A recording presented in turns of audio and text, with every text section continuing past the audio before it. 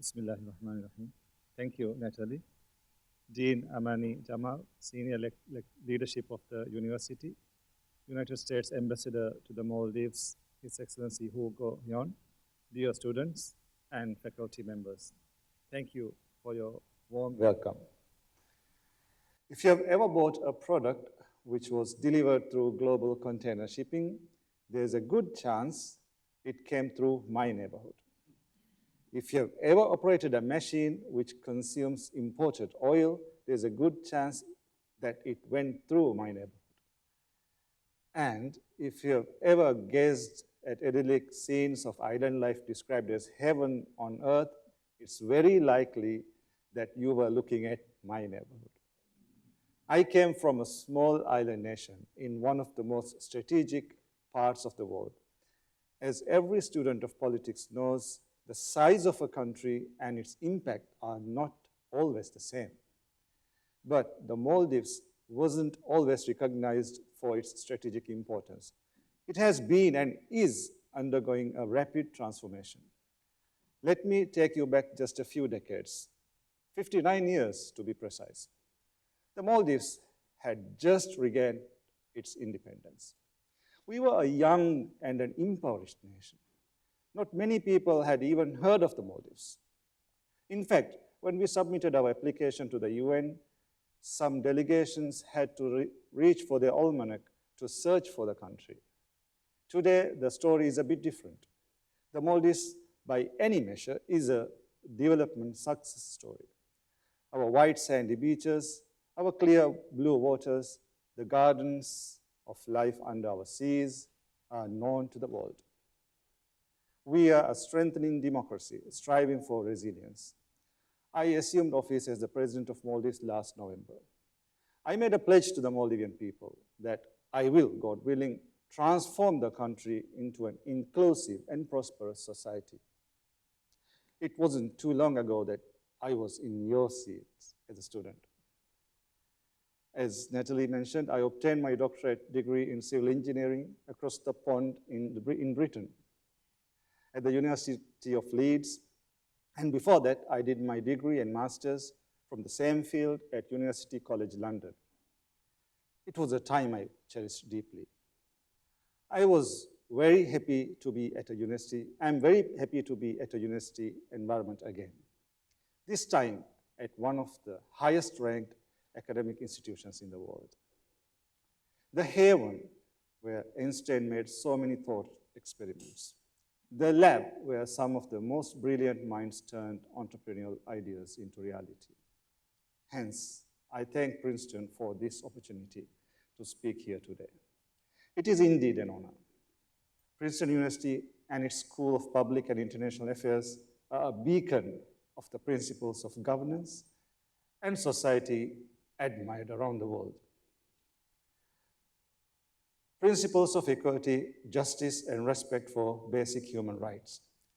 In these dark days of war, genocide in Gaza, the suppression of human rights, the normalization of violence against civilians, even children, it is vital US institutions continue to uphold these principles themselves. Universities must remain bastions of thought and expression, respecting the right to protest peacefully, responsibly, and in a manner that is constructive for society. I'm here in the United States representing the Maldives at the UN General Assembly. It was just a few days ago on September 21st that the Maldives celebrated the 59th anniversary of its membership at the UN. We joined the world body just 56 days after we regained our independence. For the Maldives, UN membership was crucial for recognition, for acceptance. In October 1965, just 3 months after our independence, US President Lyndon Johnson announced his intention to nominate Cecil Burton Lyon to serve as ambassador to the Maldives. This was a decision that was of enormous diplomatic significance for the young country. The relationship between the Maldives and the United States is crucial in upholding a rule-based international order in the Indian Ocean. Now, some of you might wonder why a partnership between one of the smallest countries in the world and a superpower would be so important? Well, the answer lies in the changing tides in the Indian Ocean. The sea lines of communication in the Indian Ocean are crucial to global trade and energy security. 1/3 of all the international bulk cargo traffic goes through the Indian Ocean. Over 75% of trade between Asia and Europe goes through the Indian Ocean. Over 50% of the world's daily oil consumption passes through the Indian Ocean. So clearly, an important region. In the middle of the Indian Ocean sits the Maldives, occupying over 90,000 square kilometers.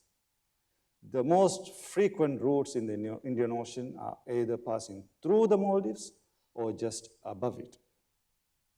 So, anyone who would like to have a say and sway the balance of power in the Indian Ocean would find the Maldives an attractive place to influence. We in the Maldives are keenly aware of this. That's why during last year's presidential election, I made a pledge to uphold and strengthen the Maldives' sovereignty and independence. The respect for sovereignty and independence, the respect for sovereignty and sovereign equality among states are the fundamental principles on which today's international order rests and the multilateral system operates. Applying these principles at regional level, we in the Maldives recognize the importance of upholding rule-based order in the Indian Ocean, and we value our part in it. That is why I promised my fellow Maldivians that I will invest in our capacity to contribute and lead global effort in strengthening an international order based on the principle of multilateralism, so that we may above all safeguard our sovereignty and independence. It is vital for the world that small island states do indeed thrive and prosper. Their interactions with the natural and environmental ecosystems are crucial for the world. We are often the front line of man's relationship with the environment, and sometimes a bellwether of things to come for other parts of the world. Small island states are believed to support 20% of the world's terrestrial biodiversity. They host 40% of the world's coral reefs. They are at the forefront of research and testing in climate change adaptation, valuable not only to themselves, but to the wider humanity. They are custodians of critical local knowledge in how to manage and conserve marine resources. The world, our lives, would simply not be the same without them.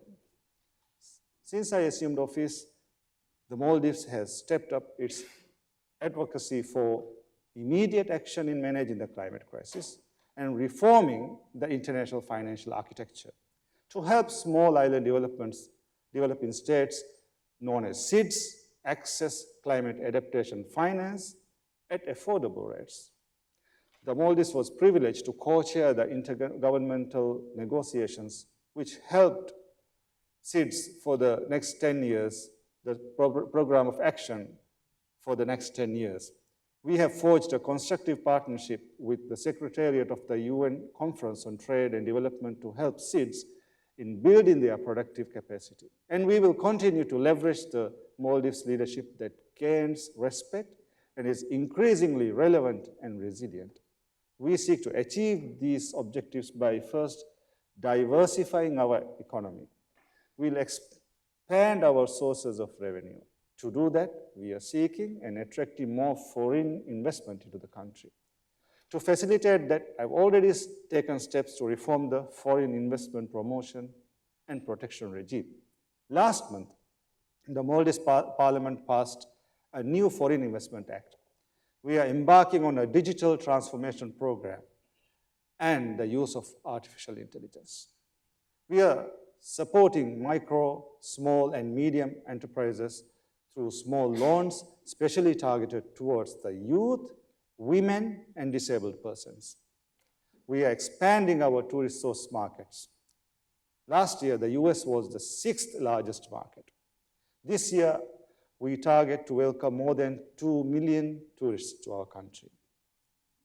To achieve this, our international airport expansion project is being accelerated to expand its carrying capacity.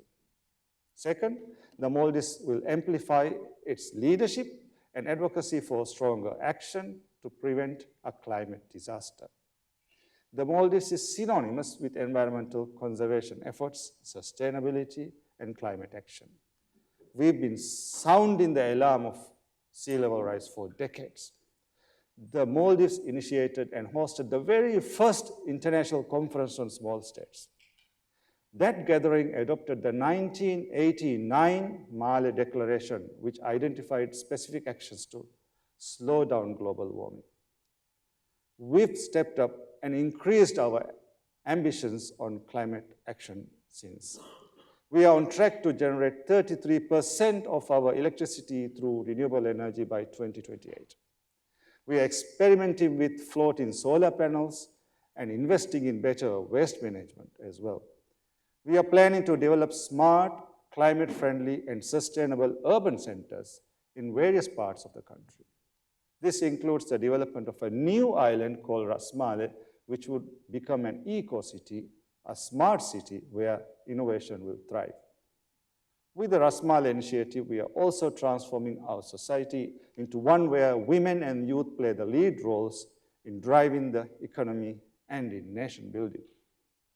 Third, we'll strengthen our democracy and state capacity. It's only been 16 years since the Maldives transitioned to a multi-party democracy. By every measure, we are still a young democracy.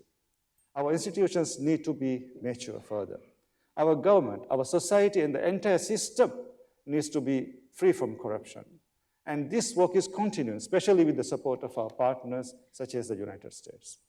This support is necessary for the Maldives, for the US, and for the future order of the Indian Ocean. For this order to be decided at its geographical midpoint, which is where the Maldives sits.